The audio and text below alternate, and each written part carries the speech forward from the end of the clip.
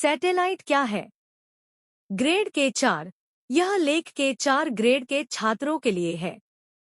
उपग्रह एक ऐसी वस्तु है जो किसी बड़ी वस्तु के चारों ओर घूमती है। पृथ्वी एक उपग्रह है क्योंकि यह सूर्य के चारों ओर घूमती है।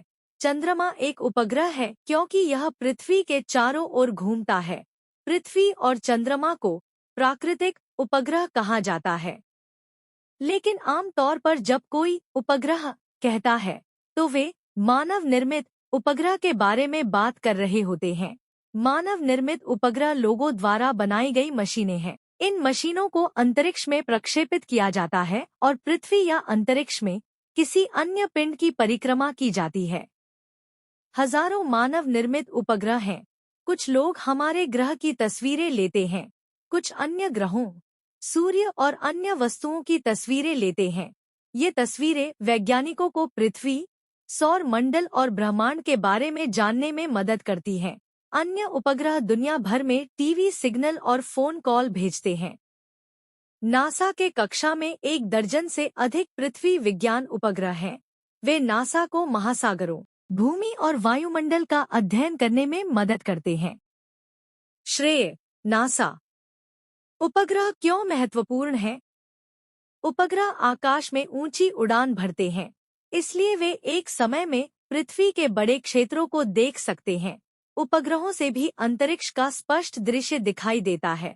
ऐसा इसलिए है क्योंकि वे पृथ्वी के बादलों और हवा के ऊपर उड़ते हैं। उपग्रहों से पहले टीवी सिग्नल बहुत दूर तक नहीं जाते थे। टीवी सिग्नल केवल सीधी रेखा में चलते हैं, इसलिए वे पृथ्वी के वक्र का अनुसरण करने के बजाय अंतरिक्ष में चले जाएंगे। कभी-कभी वे पहाड़ों या ऊंची इमारतों से अवरुद्ध हो जाते थे। दूर दराज के स्थानों पर फोन कॉल करना भी एक समस्या थी। इसमें बहुत लागत आती है और लंबी दूरी या पानी के अंदर टेलीफोन तार स्थापित करना कठिन होता है। उपग्रहों की मदद से टीवी सिग्नल और फोन कॉल को उपग्रह तक भेजा जा सकता है। फिर उपग्रह उन्हें पृथ्वी पर विभिन्न स्थानों पर वापस भेज सकता है। जेसन 2 उपग्रह पृथ्वी की परिक्रमा करता है। इसमें वैज्ञानिकों को महासागरों का अध्ययन करने में मदद करने के लिए उपकरण और सेंसर लगे हैं। श्रेय नासा। उपग्रह के भाग क्या हैं? उपग्रह कई आकृतियों और आकारों में आते हैं, लेकिन अधिकांश में कम से कम 2 भाग समान होते हैं, एक एंटीना और एक शक्ति स्रोत। एंटीना का उपयोग सूचना भेजने और प्राप्त करने के लिए किया जाता है। बिजली का स्रोत सौर पैनल या बैटरी हो सकता है। सौर पैनल सूरज की रोशनी को बिजली में बदलकर बिजली बनाते हैं। अंतरिक्ष में सबसे पहले उपग्रह कौन से थे? सोवियत संघ अंतरिक्ष में उपग्रह प्रक्षेपित करने वाला पहला देश था। उपग्रह को 1957 में लॉन्च किया गया था और इसे स्पुतनिक 1 कहा गया था। नासा के कई उपग्रह कैमरे और वैज्ञानिक सेंसर ले जाते हैं। वे पृथ्वी की भूमि, वायु और जल के बारे में जानकारी एकत्र कर सकते हैं, या वे सौर मंडल और ब्रह्मांड से डेटा एकत्र कर सकते हैं।